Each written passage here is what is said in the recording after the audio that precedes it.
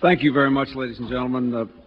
Welcome to the White House and to this day to which Hillary and the Vice President and I look forward so much every year. This is always an important day for our country for the reasons that the Vice President said. It is an unusual and I think unusually important day today.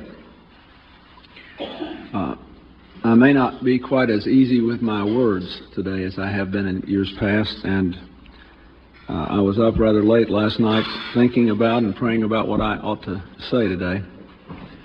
And rather unusually for me, I actually tried to write it down. So if you will forgive me, I will do my best to say what it is I want to say to you. And I may have to take my glasses out to read my own writing. First, I want to say to all of you that, as you might imagine, I have been on quite a journey these last few weeks to get to the end of this, to the rock bottom truth of where I am and where we all are. I agree with those who have said that in my first statement after I testified, I was not contrite enough. I don't think there is a fancy way to say that I have sinned. It is important to me that everybody who has been hurt know that the sorrow I feel is genuine. First and most important, my family, also my friends, my staff, my cabinet, Monica Lewinsky and her family, and the American people. I have asked all for their forgiveness. But I believe that to be forgiven, more than sorrow is required. At least two more things.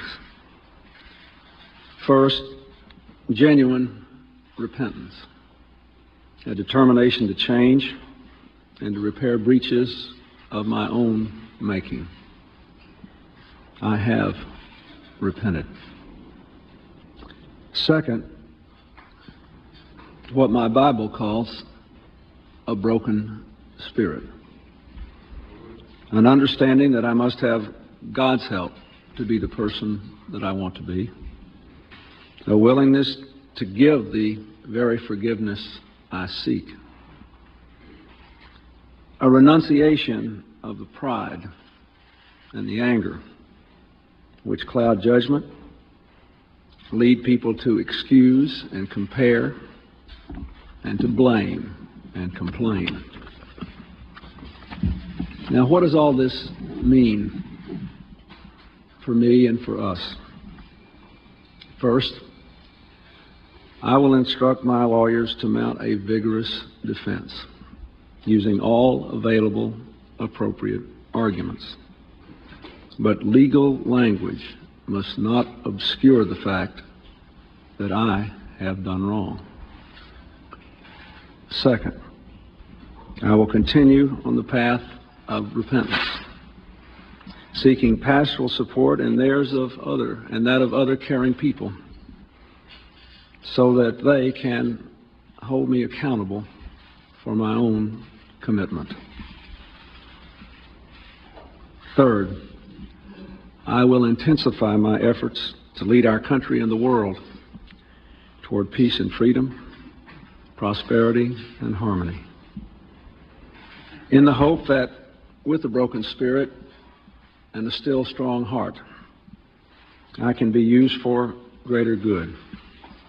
For we have many blessings and many challenges and so much work to do. In this, I ask for your prayers and for your help in healing our nation. And though I cannot move beyond or forget this, indeed I must always keep it as a caution light in my life, it is very important that our nation move forward. I am very grateful for the many, many people, clergy and ordinary citizens alike, who have written me with wise counsel. I am profoundly grateful for the support of so many Americans who somehow through it all seem to still know that I care about them a great deal, that I care about their problems and their dreams. I am grateful for those who have stood by me and who say that in this case and many others, the bounds of privacy have been excessively and unwisely invaded. That may be. Nevertheless, in this case, it may be a blessing, because I still sinned. And if my repentance is genuine and sustained, and if I can maintain both a broken spirit and a strong heart, then good can come of this for our country, as well as for me and my family.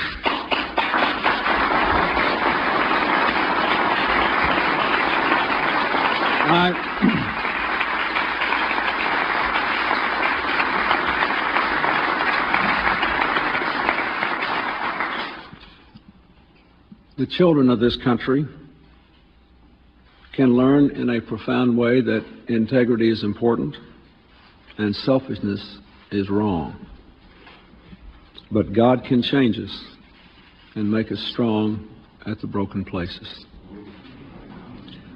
I want to embody those lessons for the children of this country. For that little boy in Florida who came up to me and said that he wanted to grow up and be president and to be just like me. I want the parents of all the children in America to be able to say that to their children. A couple of days ago when I was in Florida, a Jewish friend of mine gave me this liturgy book called Gates of Repentance. And there was this incredible passage from the Yom Kippur liturgy. I would like to read it to you. Now is the time for turning. The leaves are beginning to turn from green to red to orange. The birds are beginning to turn and are heading once more toward the south. The animals are beginning to turn to storing their food for the winter. For leaves, birds, and animals, turning comes instinctively. But for us, turning does not come so easily. It takes an act of will for us to make a turn. It means breaking old habits. It means admitting that we have been wrong, and this is never easy. It means losing face. It means starting all over again, and this is always painful. It means saying, I am sorry. It means recognizing that we have the ability to change. These things are terribly hard to do. But unless we turn, we will be trapped forever in yesterday's ways. Lord, help us to turn from callousness to sensitivity, from hostility to love, from pettiness to purpose, from envy to contentment, from carelessness to discipline, from fear to faith. Turn us around, O Lord, and bring us back toward you. Revive our lives as at the beginning, and turn us toward each other, Lord, for in isolation there is no life. I thank my friend for that. I thank you for being here.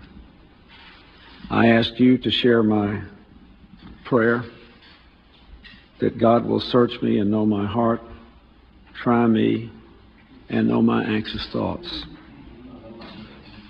See if there is any hurtfulness in me, and lead me toward the life everlasting. I ask that God give me a clean heart. Let me walk by faith and not sight. I ask once again to be able to love my neighbor, all my neighbors, as myself, to be an instrument of God's peace, to let the words of my mouth and the meditations of my heart and in the end, the work of my hands be pleasing. This is what I wanted to say to you today. Thank you. God bless you.